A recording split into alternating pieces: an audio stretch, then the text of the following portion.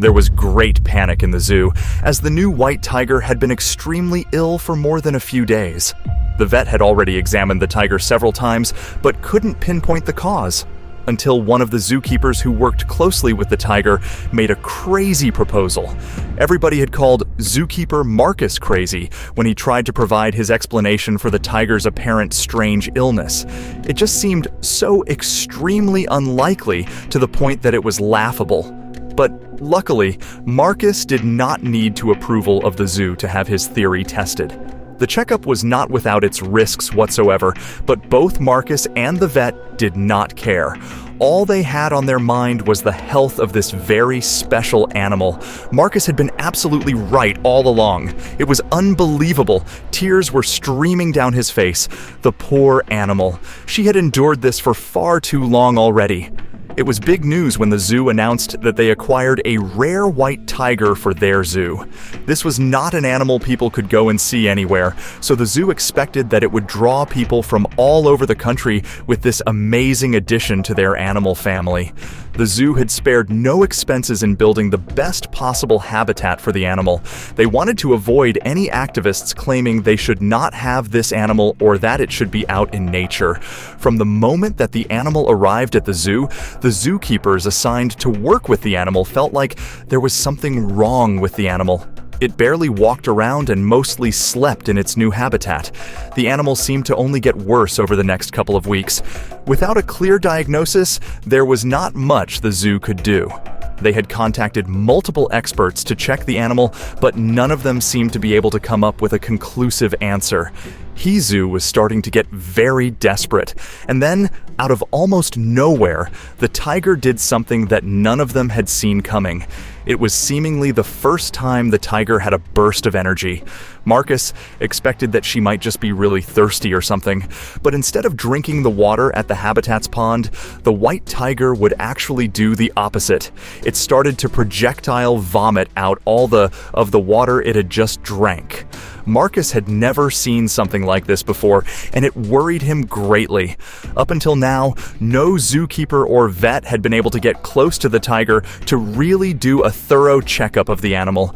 She was very aggressive to anybody coming into her personal space and would need to be completely sedated for this to be possible. But Marcus actually had a bit of a different idea. It was not a good idea by any stretch of the imagination.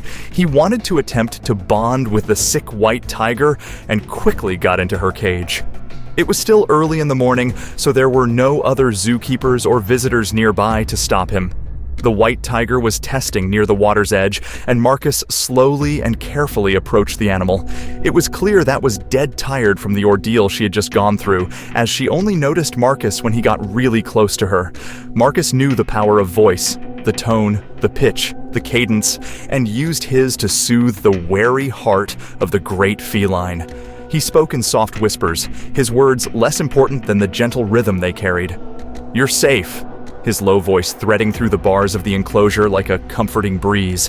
And with each passing day, it wove a stronger bond between them. With the first rays of dawn casting golden hues across the enclosure, Marcus presented the day's first meal. Food was his olive branch, sustenance intertwined with the budding trust in her amber eyes. Today, the tiger approached him in a manner different than before, less wary, more assured. A bond was formed, fragile as a spider's silk, but undeniable. Their shared silence spoke volumes, a first step into a world of unspoken trust and growing companionship. In the quiet of his own mind, Marcus harbored a theory that grew stronger with each passing day. He remembered tales from old keepers and books read under the dim light of the research room. The symptoms were aligning, painting a picture that was both hopeful and daunting. Dr. Lena stepped into the fray with a clipboard in hand and skepticism in her eyes. Her eyes were wide with wonder as she witnessed the scene unfold. It was a silent conversation spoken in a language she had not been taught in veterinary school, a dialogue of trust and mutual respect. Amidst the tiger's heavy breaths, Marcus and Dr. Lena worked with a practiced precision to administer the sedative. The air hung silent, save for the click of the syringe and the soft murmur of Marcus's voice, guiding the tiger towards a peaceful slumber. This was their moment of truth, the examination that could unlock the mystery of her ailment. Together, they moved in a quiet rhythm, ensuring the tiger's comfort while gently probing for a glimpse within. As the machine hummed to life, the screen flickered, revealing the shadowed contours of the tiger's insides. The truth of what the ultrasound revealed lay stark upon the screen, an undeniable confirmation of their silent suspicions. Yet, in the gravity of the moment, Marcus and Dr. Lena chose a shared silence. They would wait, ensuring the veracity of their discovery before sharing it with the world. For now, the hidden truth was theirs alone to ponder. Marcus and Dr. Lena stood before the panel of zoo management, their theory hanging between them like a delicate cobweb.